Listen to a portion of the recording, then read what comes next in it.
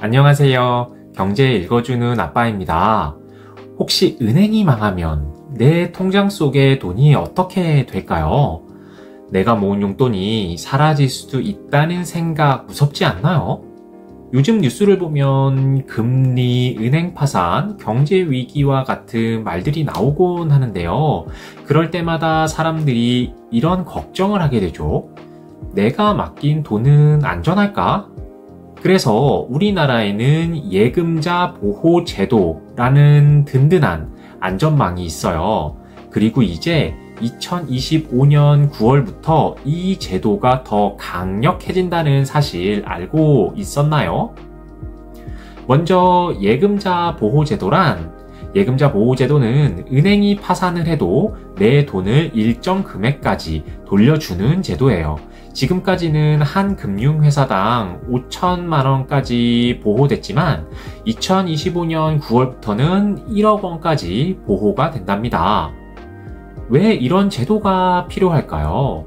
만약 뉴스에서 어떤 은행이 파산했다고 하면 사람들은 불안해서 돈을 한꺼번에 찾으려고 해요. 이런 걸 뱅크런이라고 하는데 이게 반복되면 경제 전체가 흔들릴 수 있어요. 그래서 나라가 예금자 보호 제도를 만들어서 사람들이 안심하고 돈을 맡길 수 있게 해주는 거예요. 그럼 실생활 예시로도 이해를 해보도록 할까요? 예를 들어 우리 가족이 A은행에 8천만 원을 예금했는데 그 은행이 파산했어요. 예전엔 5천만 원까지만 돌려받았지만 이제는 1억 원까지 돌려받을 수 있게 됩니다. 그래서 대부분의 일반 서민 예금자들은 전액을 보호받을 수 있게 되는 거예요.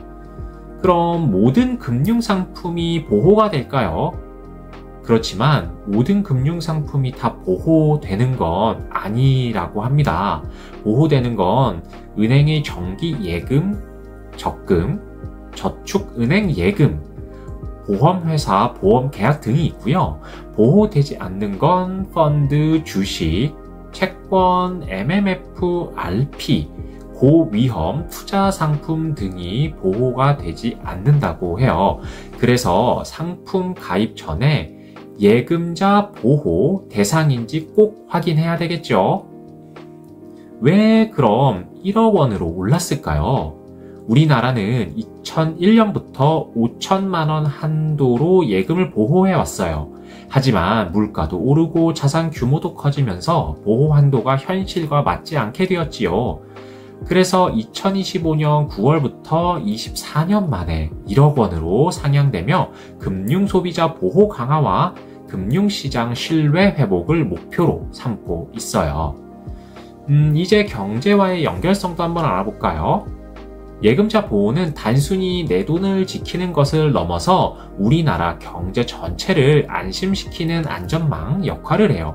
사람들이 은행을 믿고 돈을 맡기면 은행은 기업에 대출도 해주고 기업은 일자리 창출을 할 수 있으며 소비자들이 물건을 구입해서 이와 같이 경제가 선순환이 될 수 있습니다.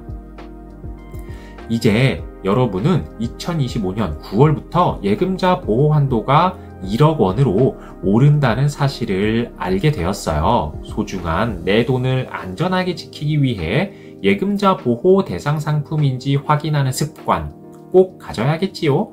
부모님과 함께 내 통장을 확인해보며 이건 보호되는 상품일까 질문해 보는 것도 좋은 경제 공부가 될 거예요. 앞으로도 지금과 같이 쉽게 경제 이야기를 풀어보도록 할 테니까요. 더욱 유익한 주제를 놓치지 않도록 좋아요와 구독을 부탁드리며 지금까지 저는 경제 읽어주는 아빠 경이라였습니다. 여러분 모두를 응원합니다. 감사합니다.